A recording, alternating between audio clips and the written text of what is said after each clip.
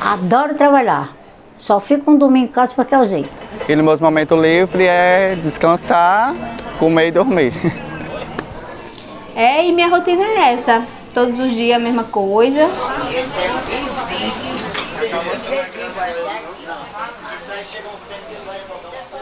Quando você vai para Zimmel, quando ele vai falar da tragédia da cultura, e que está nessa tragédia a própria perca de sentido do mundo, ele está falando da problemática da dualidade da cultura objetiva e a cultura subjetiva.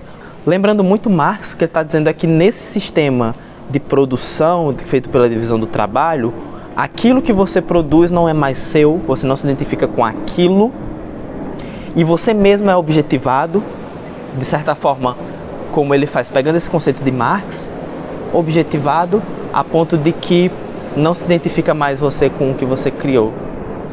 E cada vez mais, com o desenvolver da própria humanidade e sociedade, essa cultura capitalista ela foi se expandindo, ela foi tomando conta de todas as esferas, desde a econômica, política, cultural. Tudo o capitalismo ele vai pondo seus tentáculos e ele vai tornando com que essa cultura objetiva, a objetificação do próprio ser humano, sobrepõe a cultura subjetiva, a individualidade. Ou seja, você fica, de certa forma, alienado, no sentido de automatizado pelo próprio dia a dia. Trabalhar, acordar, pegar o ônibus, comer, trabalhar, comer, pegar o ônibus, voltar, descansar, fazer isso todo dia, 6 dias por semana, um dia de descanso, só para o descanso, depois volta à rotina mecanizada, alienada.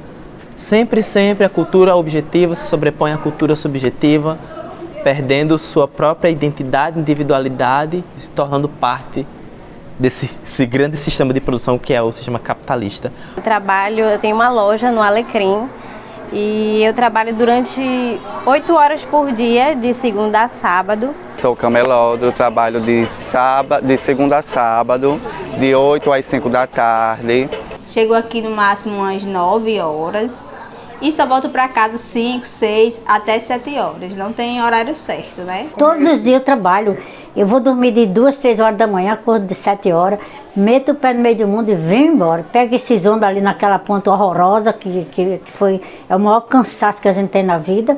Tiro meia hora do almoço e no final da tarde, umas 5h30, que é quando eu fico livre, eu faço exercício físico para desestressar.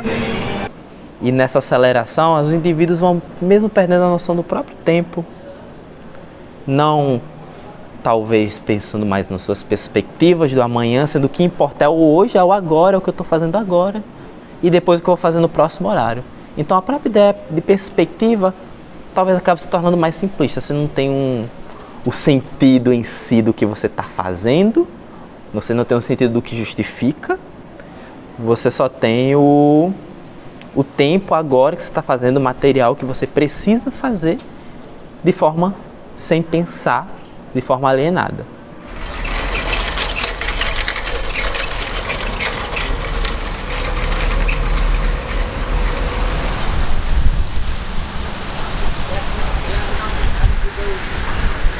Eu tenho aula de terça a sexta, só que eu gosto de vir na segunda também, que eu gosto de ficar por aqui para estudar mesmo, porque em casa eu não consigo me concentrar tanto.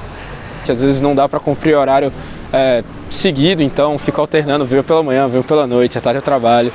Alguns dias pela manhã, outros dias pela tarde, e às vezes também à noite eu venho para a universidade. Eu trabalho no turno da manhã, 4 horas por dia, todos os dias da semana, e curso engenharia aqui pela tarde e noite. Quando o Weber ele vai propor esse grande estudo das religiões comparadas e depois ele vai entrar no mundo da música, estudar a música de forma sociológica, ele nota que no meio de tudo isso tem um processo que a humanidade está seguindo, que é o da própria racionalização das coisas de tudo.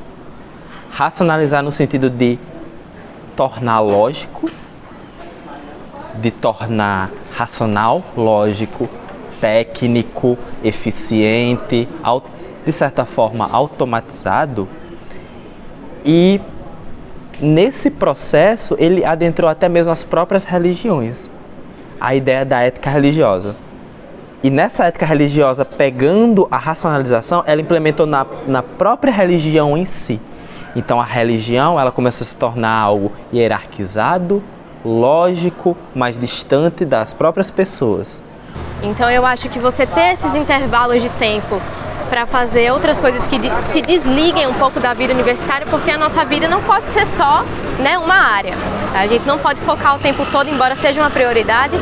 Aí eu jogo vôlei lá com os povos, jogo futsal, só para distrair mais, que eu gosto também de praticar exercício, assim não, quando eu estou no meu tempo livre eu gosto de assistir série também, ler algumas coisas, ler algum livro.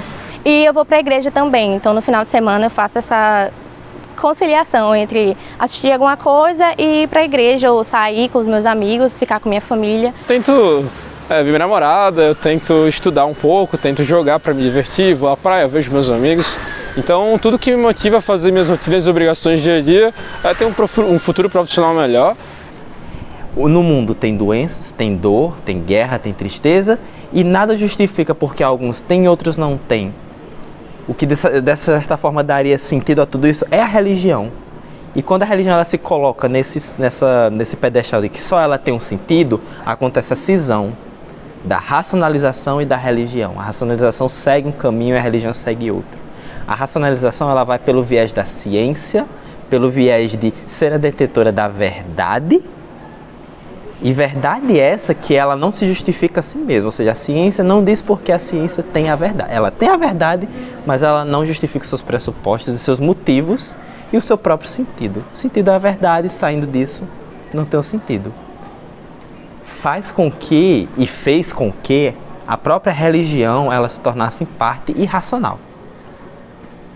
Fazendo isso, a religião hierarquizada e racional, a ciência detentora da verdade, mas sem o sentido propriamente dito, por causa que a religião tomou, e o mundo da cultura, do cotidiano, do desenvolver da própria humanidade, sem o sentido que ela deveria ter, que foi tomada pela religião, o mundo em si, ele perdeu o sentido em tudo, desde os objetos materiais, desde a cultura, desde a própria religião, desde a própria ciência.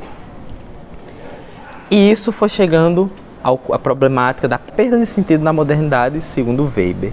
E atrelada a isso também está a ideia do desencantamento do mundo.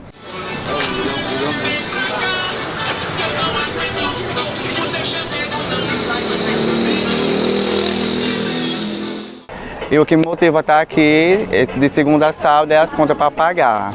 Tenho uma filha de 6 anos, né? E é por ela que eu batalho todos os dias. Assim, dar um futuro melhor para os meus filhos, ter uma vida melhor, conseguir almejar tudo aquilo que eu sempre sonhei, tudo aquilo que os meus pais não puderam me dar, e é o que eu desejo para mim e para minha família. E eu dou graças a Deus, porque Deus me dá muita energia mesmo. E eu não me troco pro jovem não, viu? Para segunda estar aqui de novo.